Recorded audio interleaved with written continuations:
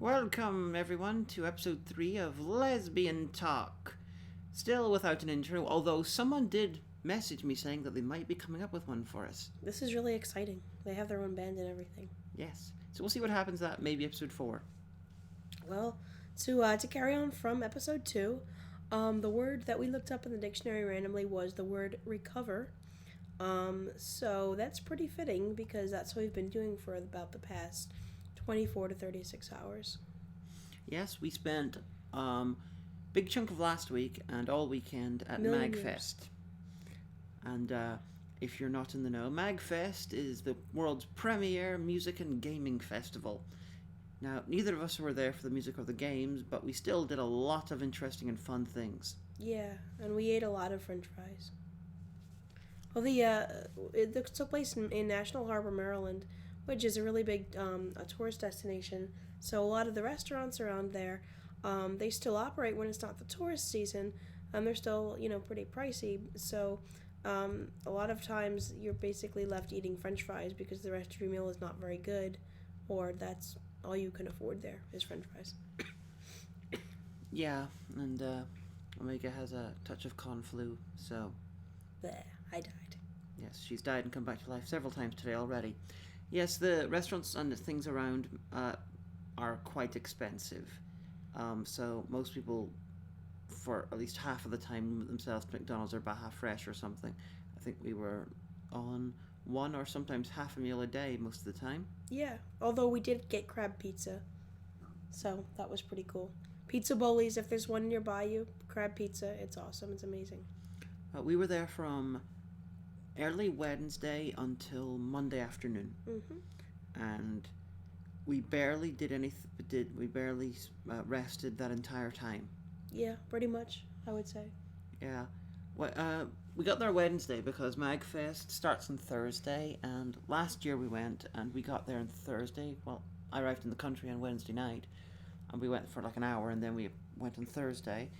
But we decided that it's get an easy day for the first one, so went over Wednesday, met up with the early people, with Justin Carmichael from That Guy with the Glasses and Project Million Entertainment. Dun, dun, dun. Justin's so sweet. Like, every time we get to meet him in person, yeah, I'm just struck by how sweet he is. He does the show, he does You Can Cook This, You Can Play This, and I assume one day he's going to expand that concept into every area, such as you can irradiate this, you can fornicate with this, and maybe even you can crash this.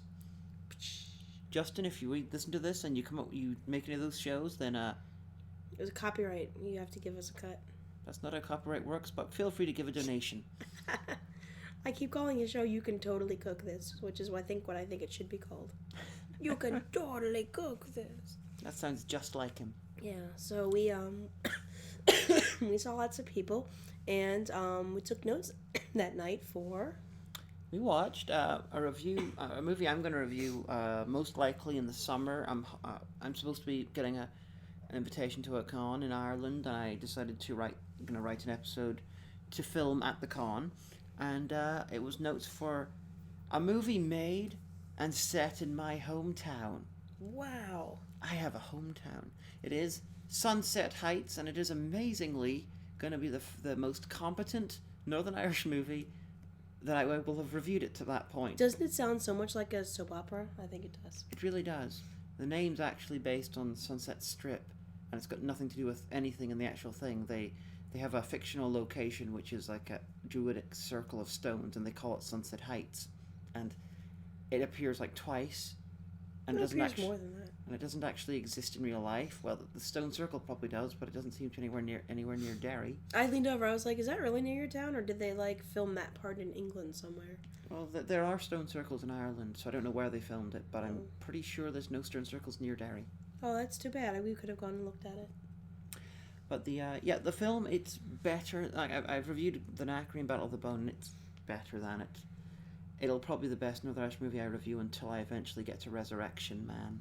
Yeah. So we did that, and then on Thursday. I forget, what did we even do on Thursday? I went to Linkara's panel. Oh, right. No, that was on Friday. Oh, yes. Thursday we filmed one crossover with Justin. Oh, yeah, that's right. We did. Mr. Justin Carmichael, the aforementioned man who shows you how to do things. And I went to the Blistered Thumbs panel Oh yeah, you for did. that That's guy with true. the glasses. You were off doing not going to the Blistered Thumbs panel type stuff. I think I just wandered around with Kitsune and a whole bunch of other people. That's what I think happened. Was that the day you fell asleep? No, that was Wednesday. That was Wednesday. Okay. Yeah. So, okay. Did you have fun? Did you go to the dealer's room? Was there? Oh interesting yeah, stuff? I did actually. I love going to the dealer's room even if I don't buy a lot of stuff at cons, because I wandered past one, and one of the best things about the dealer's room at like geek cons like this is how really creative and artistic people are, how incredibly talented they are. I saw so many people that just created the most wonderful things. There was one stall there was one guy who just made these really intricate metal masks with almost like steampunk goggles on them with the different color shades and everything. They were gorgeous. The highlight of that was right at the back. I didn't even ask for prices because these were going to be like $200, $300 each probably. But right at the back they had a replica of Doctor Doom's mask from the Fantastic Four. It looked really amazing. There were people who did pixel artwork of 8-bit characters with those little, that little bead set you get when you were little, and you make them into a pattern and then you iron it and you have a thing. The people that did some of the most creative things with that, crafters that could knit Daleks and Cthulhu and Zelda, people that sewed like really great felt hats with ears. The person one of the people who did the art with the beads, Yeah. they actually said that they were planning at some point to make one of them of me because they'd drawn Tig Fighter Oh, wow. on DeviantArt, which is just these screen grabs of a fictional fighting game that really should exist because it would be funny. But he's slowly going through and making all of these figures in bead art, and he told me he was going to do one of me. There was also a plushie stall of Yay. plushies that were made by the woman who runs it, and she's very talented.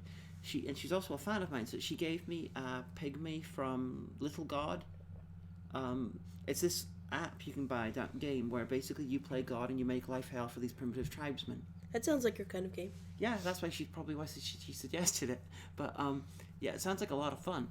She also made Mortal Kombat plushies, Kratos from God of War. Yeah, okay. She was really nice. Yeah, I bought the Sub-Zero plushie and I borrowed the Smoke plushie because I had a cameo space for some Mortal Kombat characters, so I borrowed them, and then Sean Faust from That Guy with the Glasses bought the Smoke after we finished using it.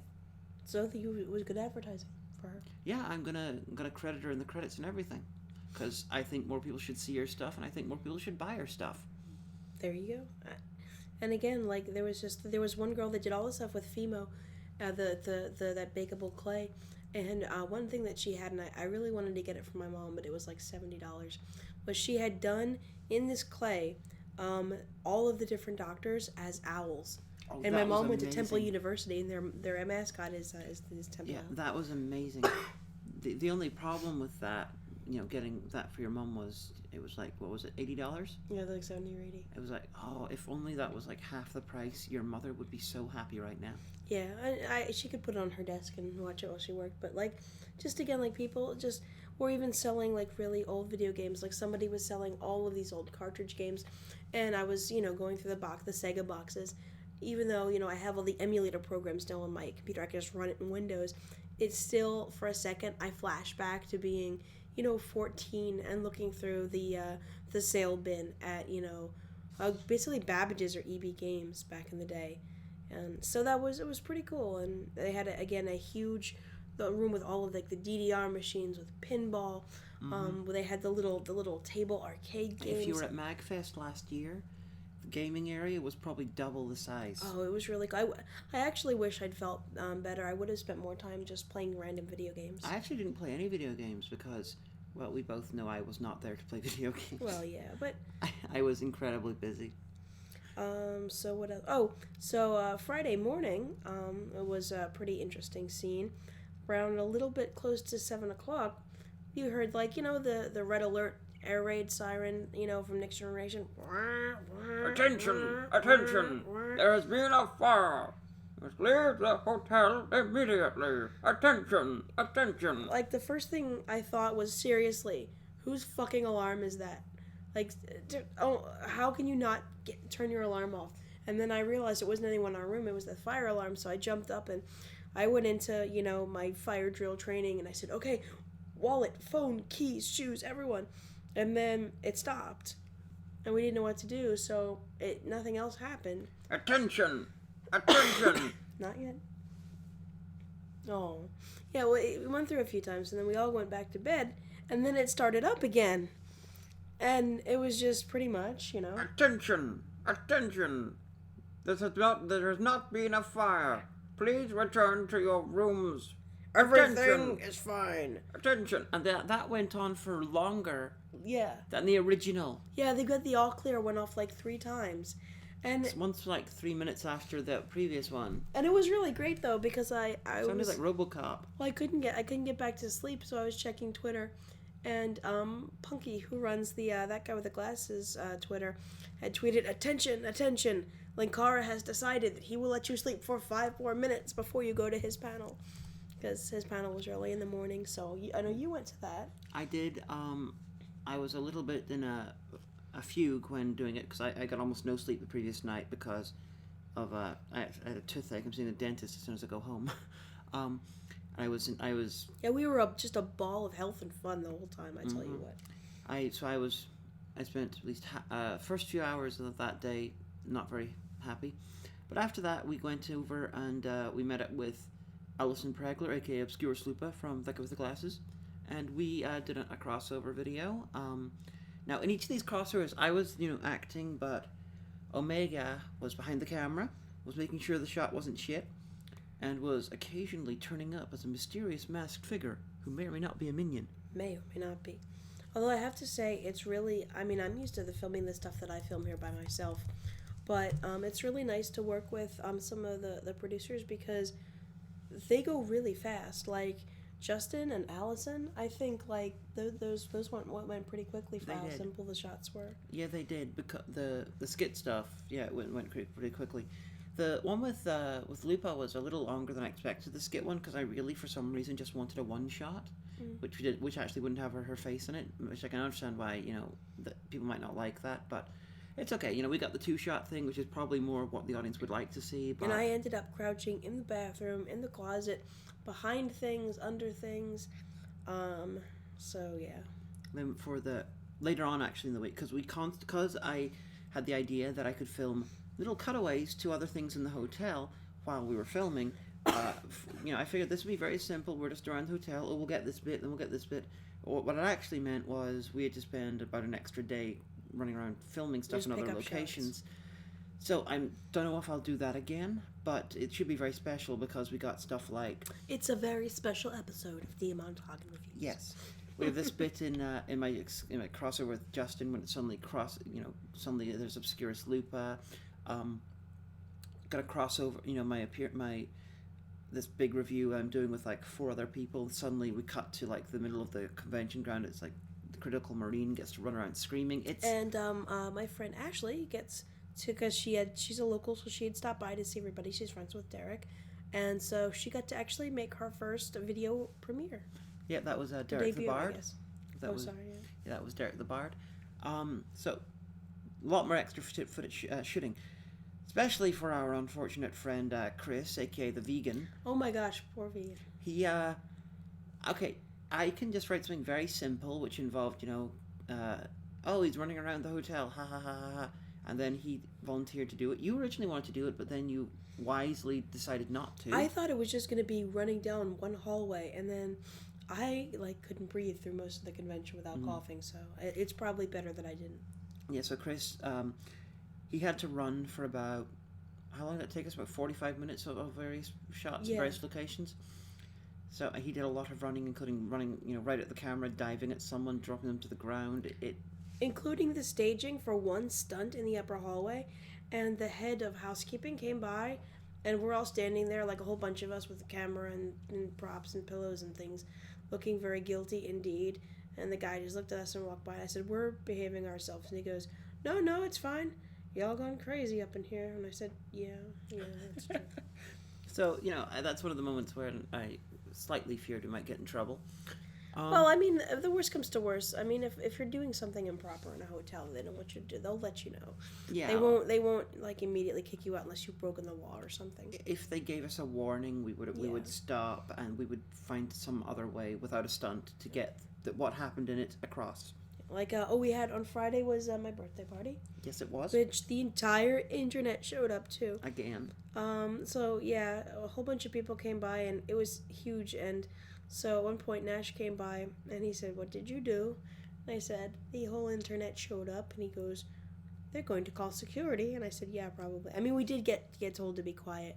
So we kind of brought everybody in out of the hallway and kept the noise down. And they didn't come back, so I'm guessing it was fine. But we had lots of cookies. Lots of people donated cookies. Most of them got eaten. A lot of them I still have. And I'm going to eat them, so ha. There's a lot of good-natured of, drinking of various things, including your favorite dill pickle vodka. Yeah, I that actually went a lot further than I thought. I bought it kind of as a joke because it was on sale and it existed. But I was disappointed because it tasted more like dill and less like vinegar. I don't know why I thought it would taste like an alcoholic pickle juice, but it didn't. But it went. People seemed to like it, so. I thought it smelled vile. Well, it also, is vodka, and drinking vodka straight is not advisable. I know some people like to. I don't like vodka by itself. I think it's nasty. We got to hang out with a bunch of people. It was a lot of fun. Whenever we're at MAGFest, because MAGFest falls traditionally on the day that's Omega's birthday, we always have the Omega room party. Yes. And this year we got the cake, and like last year, we never ended up cutting it, so. Yeah, well, it's everyone drinking, so that sort of gets pushed to the side. So again, it got eaten while we watched films another night. We donated it to Derek's Canadian room party in Cold Guy's room. Which was fun, they were watching a bunch of films. But, so on Saturday was a pretty big day. For us, yeah, we spent much of the afternoon filming my 4-way crossover. Which I won't say much because I'm under a non-disclosure pain of death contract that I can't say what I saw. But I will say, 4 producers doing this crossover, only one shot was screwed up because I was the one laughing. And then I got hit in the boob with a flying object. And there was the flying object that hit your camera. Well, it hit the camera first, then it hit me in the boob. And it was, oh my gosh, I'm sorry. I didn't mean for that to happen, and I was more worried about the camera, but... It seems to be okay. The other crossovers I will release pictures of whenever I got them on the computer ready for editing. This one's just too good. This one, you're not getting any notes about until it's up. Because some people know about it. Boy, will it go up. I hope people don't spread it around too much because I want it to be as amusingly surprising as it can be. You can kill them if they do. Nah. Okay, then, the next day... Oh, no, the world's worst movie audition battle. Oh, yes. That was Saturday night. Yes. So, Tom White, a.k.a. He's an Evil Genius. I've told him about 1 billion times this weekend. He truly is a genius. He wrote the world's worst script. And the point of this panel was that he had written this horrible sci-fi script. And various members of the panel, from that guy with the glasses, or Derek, he was the narrator, Derek the Bard.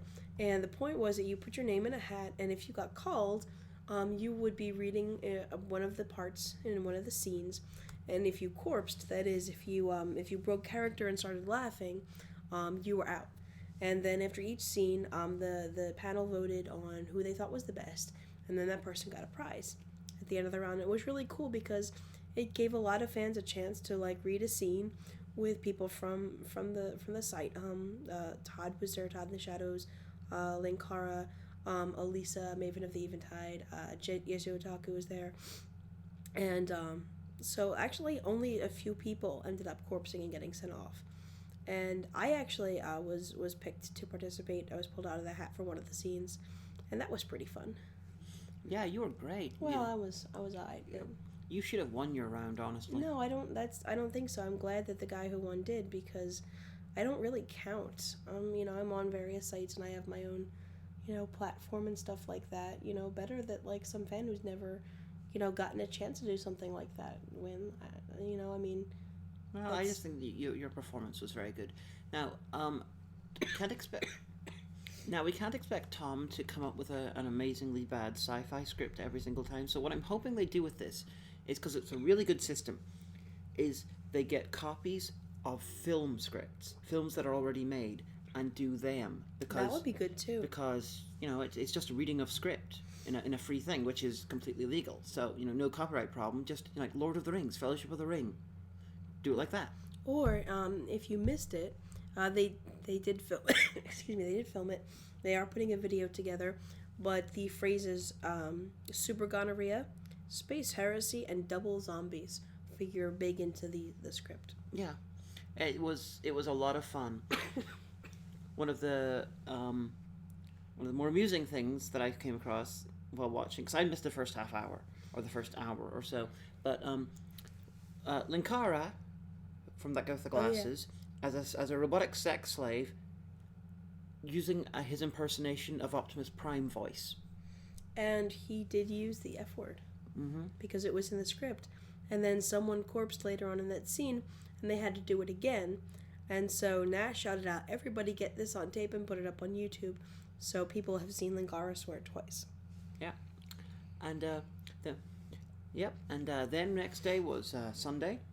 Oh, Sunday. Sunday, super not bull Sunday. And why were you up early on Sunday? I was up early because I was up early every day. But I was also up early because on Sunday I had 2 panels at MAGFest, including the Tig with Tig Doctor Who panel, where we talked about something called Doctor Who.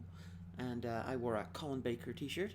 And they had us live riff the episode of Paradise Towers. I almost wish they hadn't, because people couldn't really hear us, and because I thought the audience would prefer us to watch us talk about Doctor Who more. Yeah, that part was really interesting. I think it was fine. It's just, I think it possibly shouldn't have happened.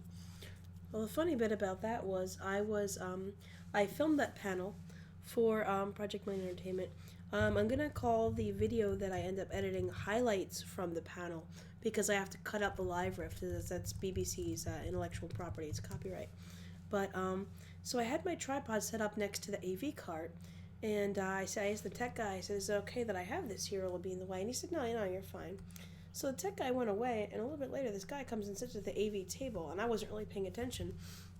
And then he started, creeping around under the AV cart, and I was afraid he was going to bump my tripod. I said, what are you doing?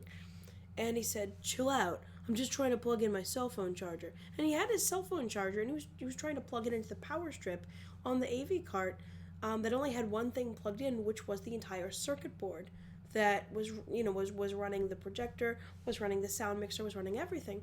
I said, you can't plug that in there. And he said, calm down. I just want to plug in my cell phone charger. So he plugs it in, and he shorted out the board. So this guy named Tom, who was kind of like the MAGFest liaison to that guy with the glasses, who was super nice, by the way. Oh yeah, lovely guy. He came running over and he said, what's going on? I said, he plugged in his cell phone charger and everything stopped. And the kid got all defensive. He's like, just plugging in my charger. I don't even know. So the tech guy came back, and the tech guy said to the guy, what did you do? The guy said, I was just plugging in my cell phone charger, which became like my line for the rest of the day. And the tech guy looked at me and goes, you stupid shit.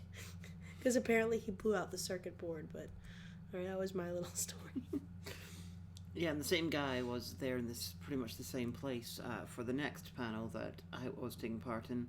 Although, I have to say, the Doctor Who panel became a lot more annoying when you had to yell to be heard. But then I was on the Reviewing the Worst of the Worst panel.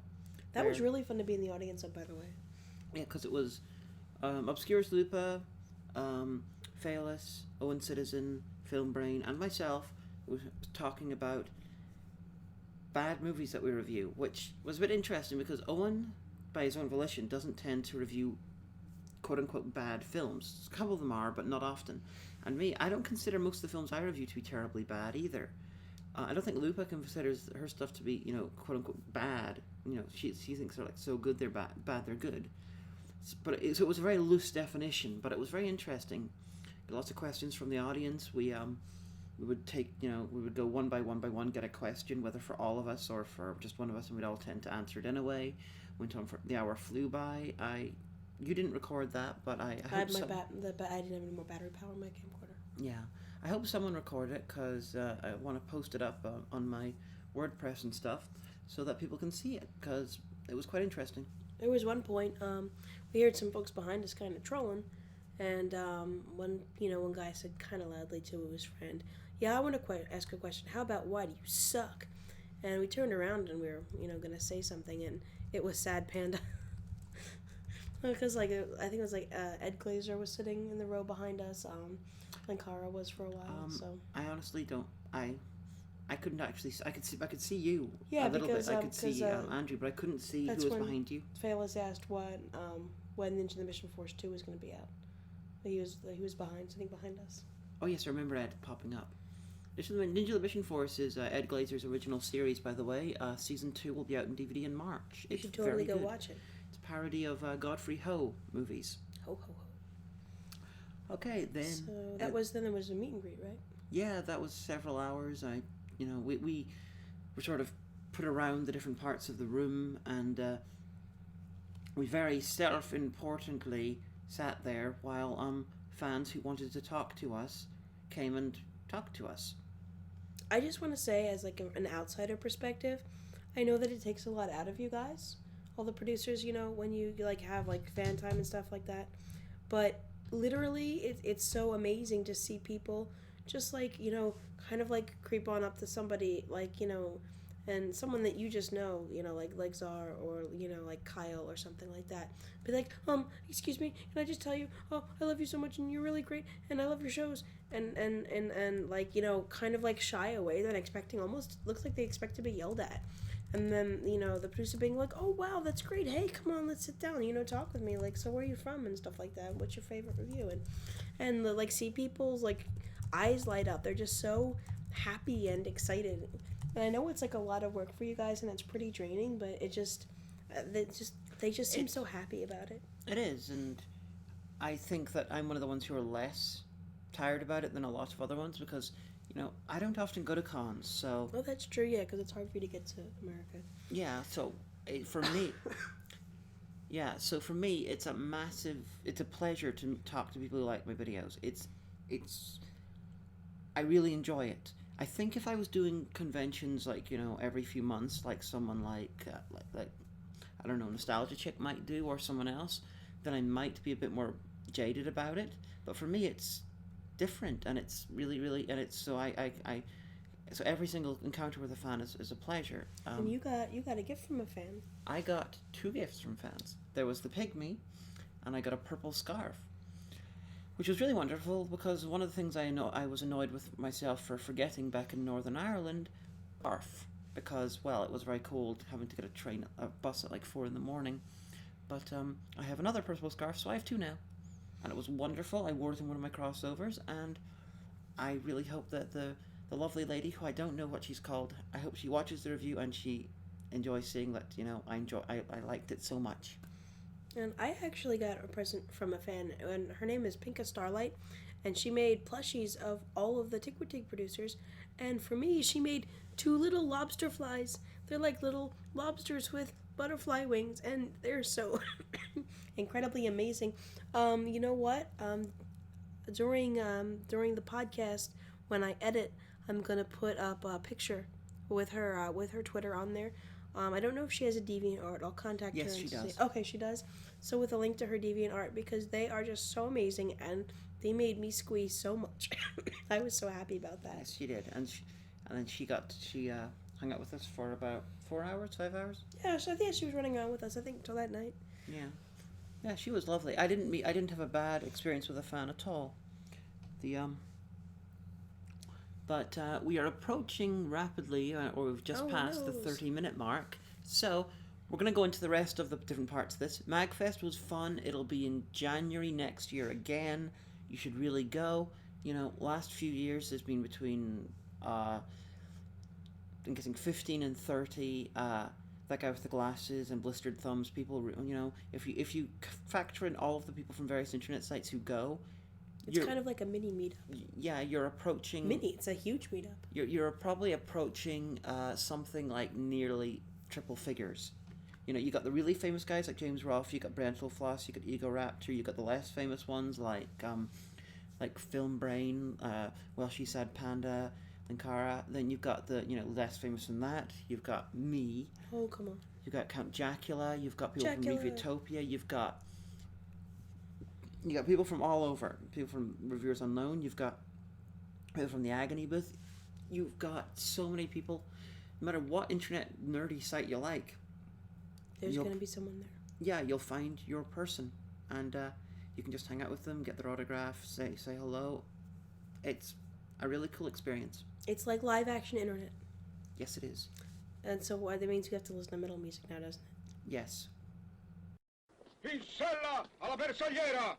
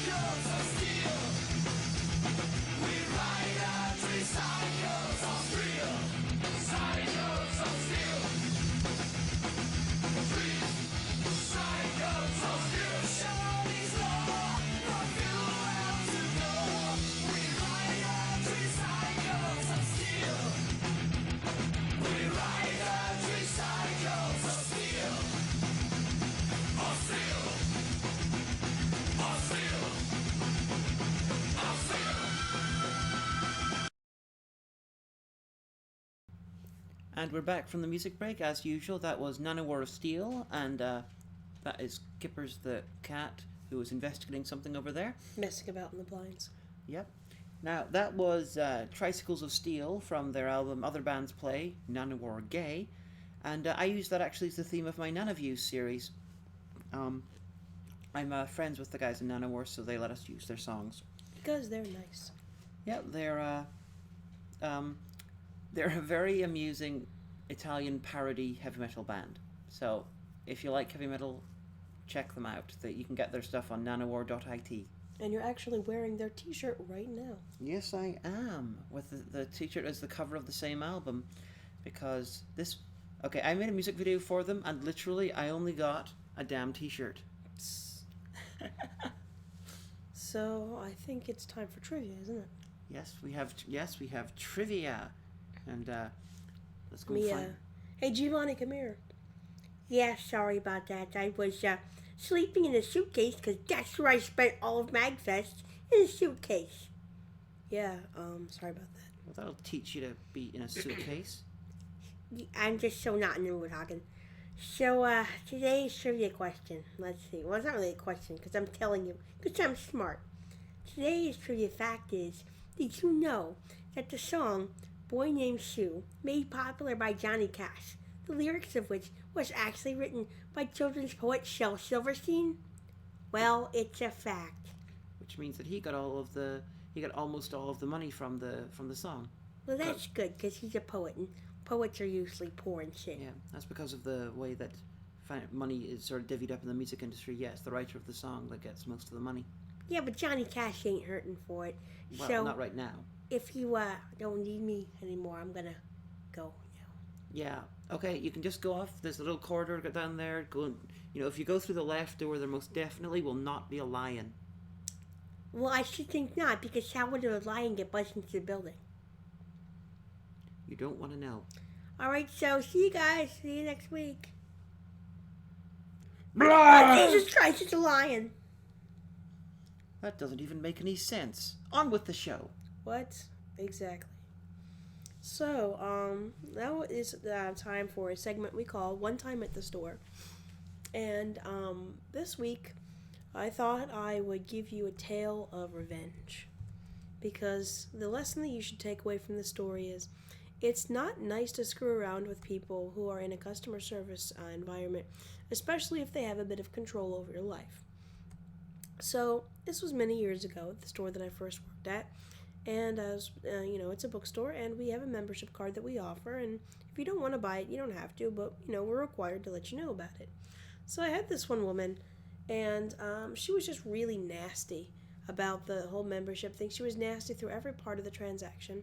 Now, she had purchased between 10 and 15 little items that were from our clearance table. Every year, at certain times of the year, we have clearance. We have huge red stickers that say 75% off or $1.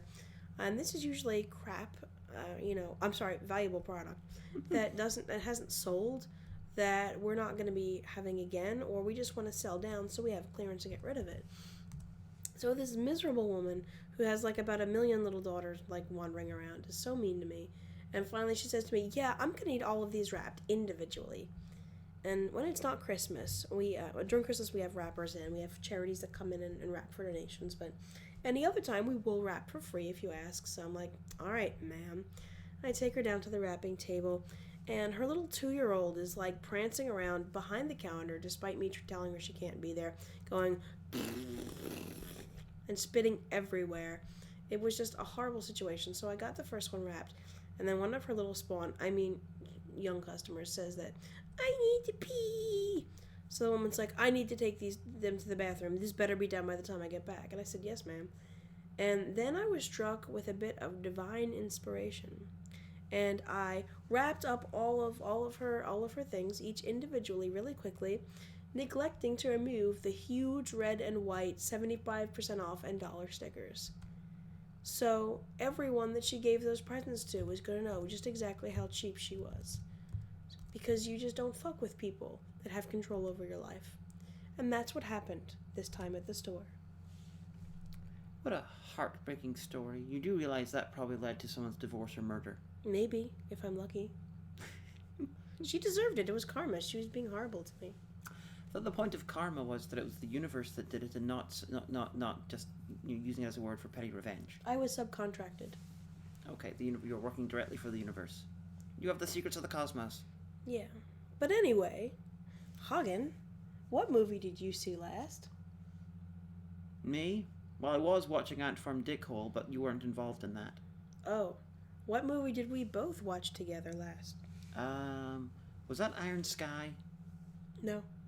Okay, then Bernard and the Genie. What? Yeah, this is one of the movies I actually brought. I've been a fan of this since I was a child, which explains a lot actually. And through Obscurus Lupa, who reviewed it, I found out there was an unofficial DVD release. And I think it's unofficial, it might not be, I don't know. But there's a DVD release, it's only available in America. So I ordered a copy, and I decided to bring it because I was coming over for Christmas, and this is probably the only Christmas movie that I legitimately love.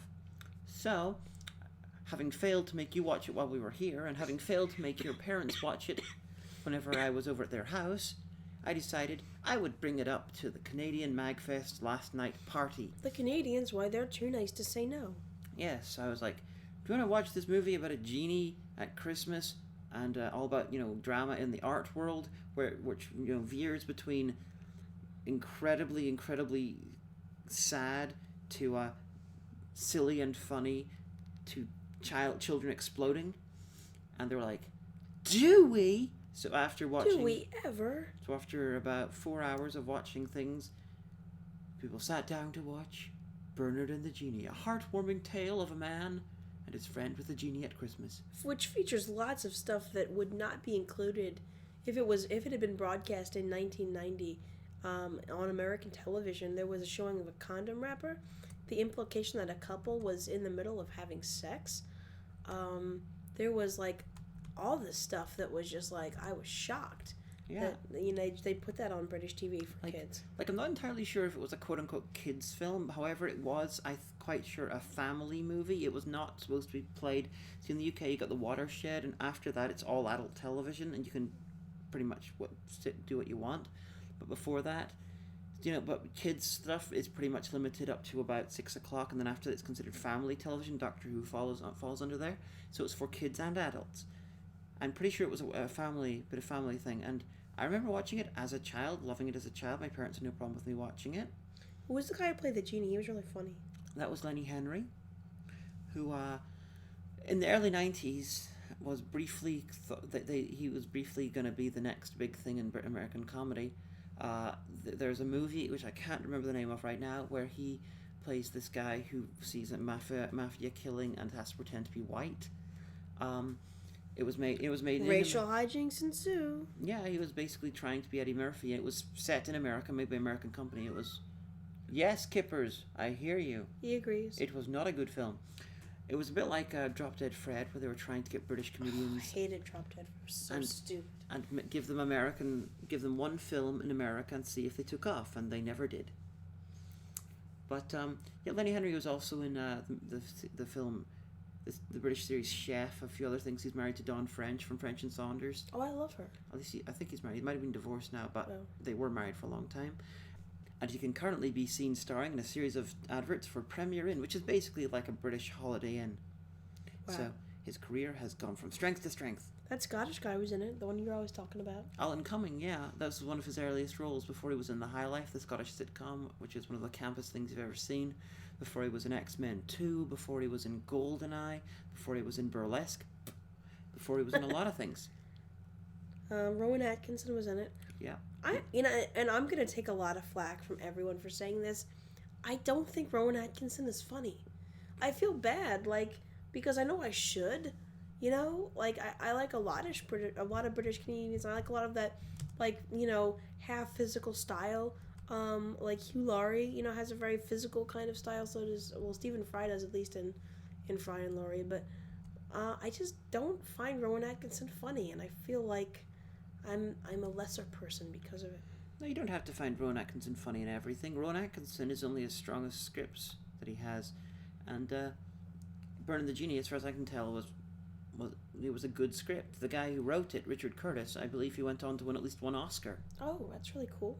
Yeah, I believe at the time he was writing things like Blackadder and Mr. Bean, but he wrote things like Notting Hill and Four Weddings and a Funeral, things like that. I never saw that. I meant to, though. But Burn the Genie, you've got Christmas movie, guy's life is turned to complete shit. Finds a lamp, has a genie, has lots of hijinks about, things are 2,000 years later, gets revenge on the people who are horrible to him.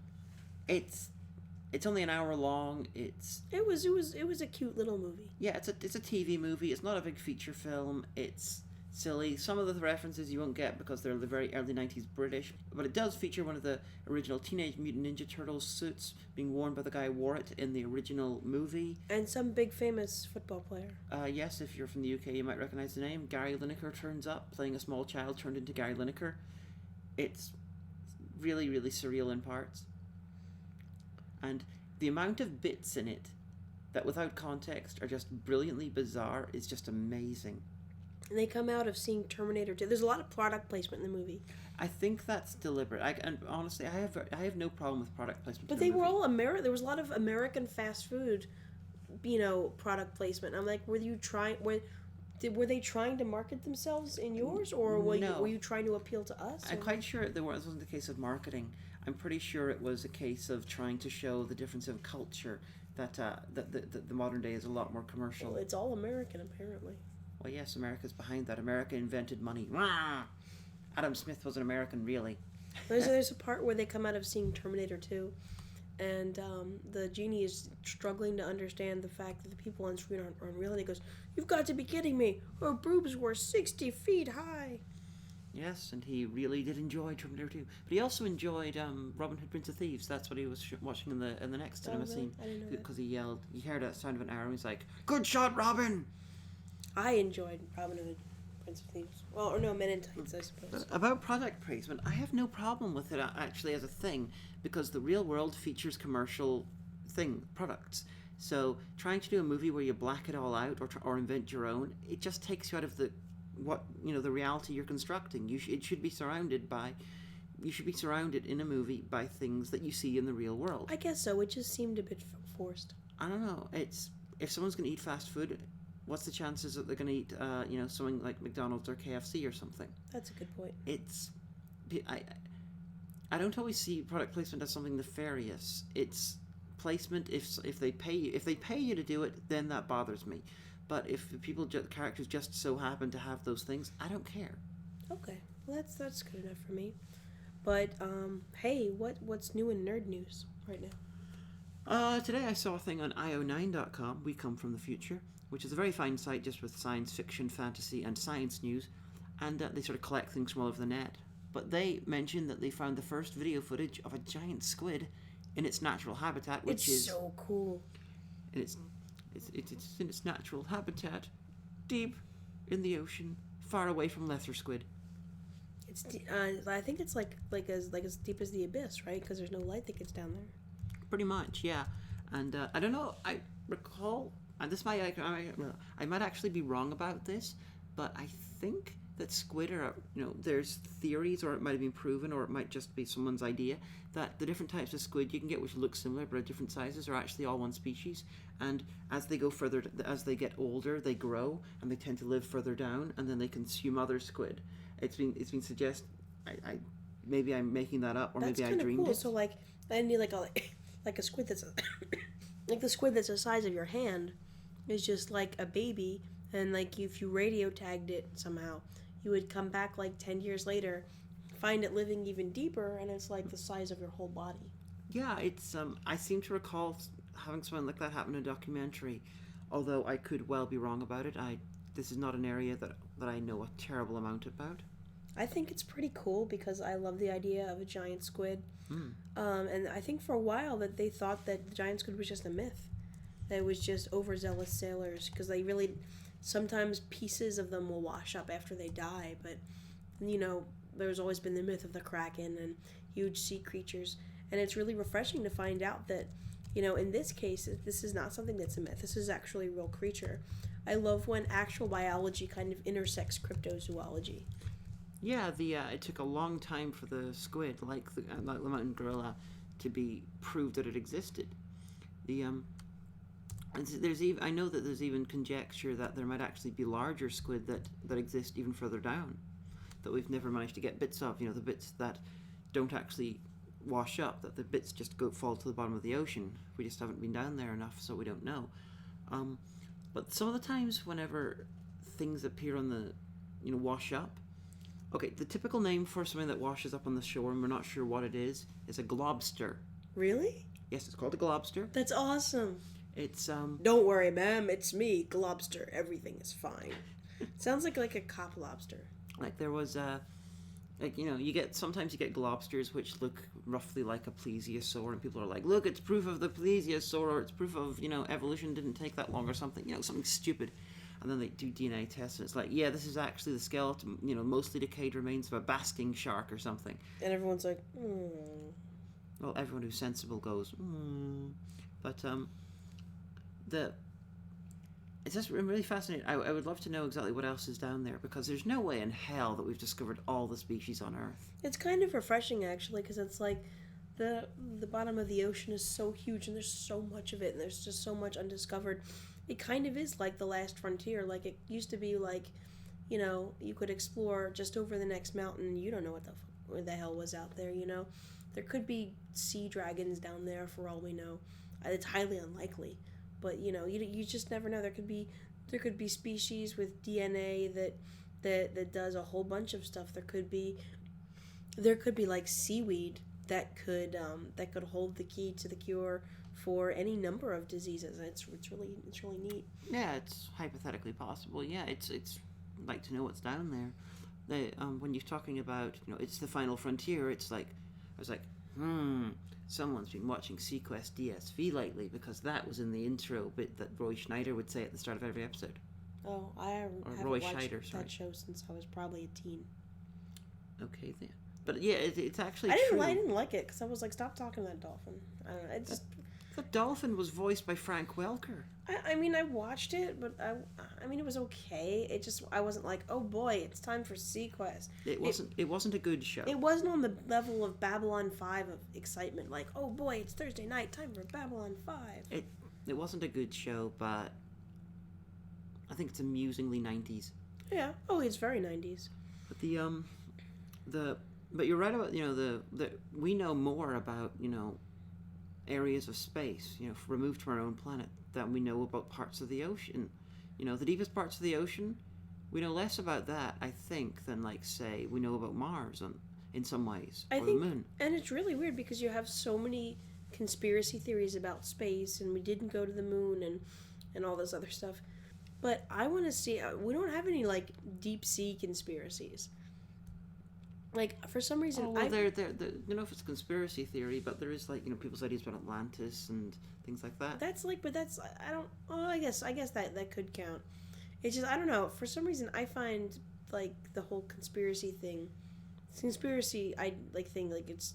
like, I want to, like, study people who are really into that and be like, what's wrong with your brain? Can we do a scan? I just like that idea that, like, if you fall and skin your knee somehow, it was because Illuminati made it happen, or the UN or something, or there's aliens.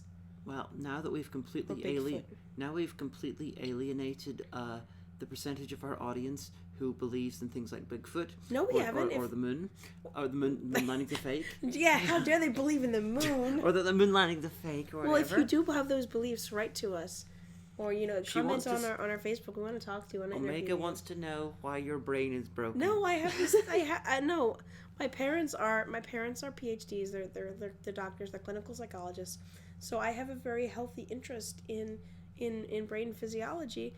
And I'm reading this Carl Sagan book, The Demon Haunted World, and I want to know. And I think that I have this theory that there's some kind of the pattern recognition area of the brain, or whatever kind of quote unquote brain software that exists. I think there's a flaw in that you see, because we're designed, to see patterns. It helps us survive in our world, but that you see these patterns that just defy logic, and that fascinates me. I want to talk, like when we get customers at the store that are just so, like, batshit insane, that are just so out there, like the guy the other day who started telling me about this book that he was writing, and he says that the Hebraic God is selectively breeding Jews to be really, really, really smart and stuff, and he says we Caucasians are not that smart. I wanted to stop him there and say, all right, hold it, bub, because I am pretty smart. That's like the one thing I'm really, really proud of. I have a very high IQ. Thank you. The end.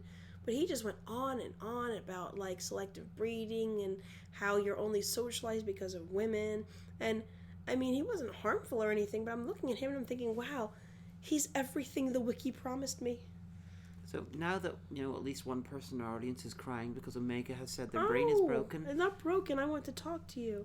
I want to understand. Tell me all your He wants to understand how you can be wrong. No, it's not. Thank you. We could do a whole episode on conspiracy theories because, there is the fact that conspiracies do exist, but most things which are conspiracy theories are demonstrably bullshit. Yeah, like sometimes there really are bad people doing bad things. Or not even bad things, just selfish things. Like ways to get money or something. Yeah. But if you just Google Wikipedia list of conspiracy theories, you won't be sorry. Yes, and now it's time. It's everyone's favorite time. Dictionary time. We are checking out from the Oxford American Dictionary from like 1978. Yeah. We're checking out what we're gonna kick off with next time, and next time will be the audio quality will be less good because I'll be in Ireland using a terrible microphone, and Omega will be here using probably her onboard laptop mic, I'm guessing. No, I'm still gonna use the Yeti Blue. I'm just gonna Okay, so that run will it mean through Skype. that will mean that my audio will be completely terrible, but hers will be brilliant, and then I will be taking over the editing process. Da da da. So if it sucks, you can blame her. Listen to the music of dictionary words. So should I pick a number between 1 and 8? You're peaking the audio. I'm gonna have to go in and make that quieter, Yay! All right, so today I pick page 500. Page 500. Is the suspense killing you? Suspense is killing terrible. me. Suspense is terrible. I hope it'll last. Someone tweeted that today. Yeah. Willy Wonka. No, one of our friends tweeted that. I saw it. I can't remember who it was. Okay, now you gotta choose 1 or 2. 1 this time. Okay, we're on the column 1 now. I think there's roughly about 12 things there, so choose between 1 and 12. 7. That's an incredible face. What's the word? Pharos. What? Pharos. A lighthouse or beacon to guide ships at sea. Huh. That's a word I didn't even know before. Pharos. Pharos. Yeah, so we gotta talk about lighthouses or something. So we can talk about the lighthouse Alexandria. We could. And if you're from the area, you know where the Alexandria Lighthouse, speaking of conspiracies, really is. I was talking about the Alexandria lighthouse that was the ancient wonder of the world in Alexandria, Egypt. I was talking about the one on King Street in Virginia, but... Just shows where our priorities are, isn't it? Well, I guess we'll have to talk about it next week. Or I can talk about Assassin's Creed 3, because you have a mission where you have to climb up top of the lighthouse to investigate a ghost, and it's actually like this scarecrow someone put up there to fuck with other people. Or that. But... Yeah, my lighthouse stories are very, very small. Although, there is Round the Twist, the Australian cult classic kids show. We can think of a lot of lighthouse things to say. Yes, or Horrifying Rock, one of Tom Baker's best stories in Doctor Who. Or that. But that we'll have to wait for next week. Indeed. Cry. So, bye everybody. We'll see you next time. I'm Diamanda HAGAN, and that was the Omega Geek. Yay.